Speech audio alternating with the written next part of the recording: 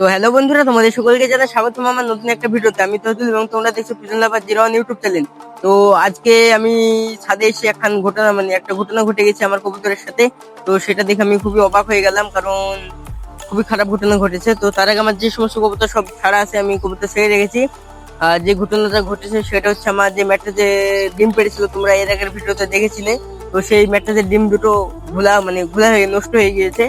তো নষ্ট হওয়ার কারণ আমি ঠিক মতো যত্ন নিইনি। কারণ আমার খাঁচা তোমরা দেখো, আমার খাঁচাগুলো সব বাইরে রাখা থাকে এরকম। শুধু আমি খোপ মারি। আর যখন পানি হচ্ছে, কিছুদিন আগে খুব পানি হলো, তোমাদের ভিডিও দিয়েছি, তোমরা যারা ভিডিও দেখোনি অবশ্যই গিয়ে দেখে আসবে।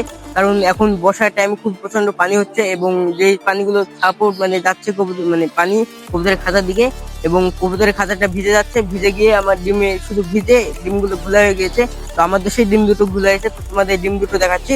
তার আগে তোমাদের যে আমার ম্যাটটা যে এই টেডির বাচ্চা ছিল, সেই বাচ্চাটা তোমাদের দেখাই। তো বাচ্চাটা মোটামুটি আগের থেকে আছে এখন সুস্থ।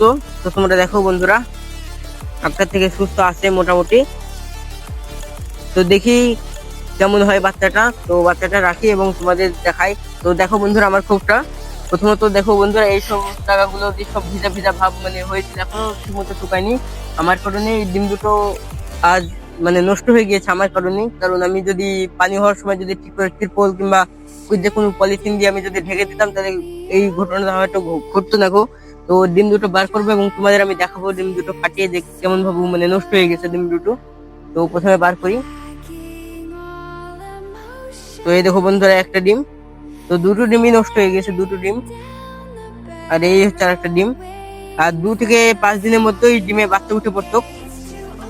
আমি খুব খুশি ছিলাম যে এবার এর বাচ্চা উঠে আমি বাচ্চাগুলো উড়াবো। তো সেটা আর হলো না গো, কারণ ডিম দুটো নষ্ট হয়েছে। এই দেখো বন্ধুরা, ডিমটা একদিন ফেটে কেমন ভাবু ঘোলা ডিম বেরিয়ে এসেছে, ডিম ঘোলা। তো তোমাদের ডিমগুলো দেখাচ্ছি আমি ফাটিয়ে। তো আমি এখন ডিমগুলো এখানে তুলাম এবং এখানে একটা একটা করে ফাটাবো এবং তোমাদের দেখাবো যে ডিমগুলো কেমন ভাবে খোলা হয়েছে। এবং ডিম ফাটানোর পরে এই জায়গাটা আমি ধুয়ে দেবো, শুধুমাত্র তো আপনাদের দেখানোর জন্য আমি এখানে ফাটাচ্ছি। দেখো এটা প্রথমে তো ফাটছে না চিমিরি। এই দেখো বন্ধুরা, কেমন ভাবে নষ্ট হয়ে গেছে ডিমগুলা কালো হয়ে। হয়তো তোমরা বুঝতে পারছো কেমন ভাবে ঘোলা হয়ে গেছে। তোমরা দেখো খোসাটা পড়ে গেল। যাই হোক, খুবই দুর্গন্ধ হয়ে এখন আছে। তো দূর থেকে কোন রকম তোমাদের ভিডিও করে দেখাচ্ছি। এই ডিমটা তোমাদের ফাটিয়ে আমি দেখানোর চেষ্টা করছি, ডিম ভোজা হলে কেমন হয়। দেখো বন্ধুরা, এই ডিমটা জমেনি খুব প্রথম থেকে নষ্ট। এটা বাবা ডিম ছিল। দেখো বন্ধুরা, ডিমটা হয়তো বাবা ডিম ছিল, তো জমেনি এই ডিমটা। তো তোমাদের কার কার সাথে এমন হয়েছে অবশ্যই কমেন্টে জানাবে, যে ভাই কবুতর ওড়ানোর জন্য আমি বাচ্চা তুলালাম কিন্তু উঠেনি।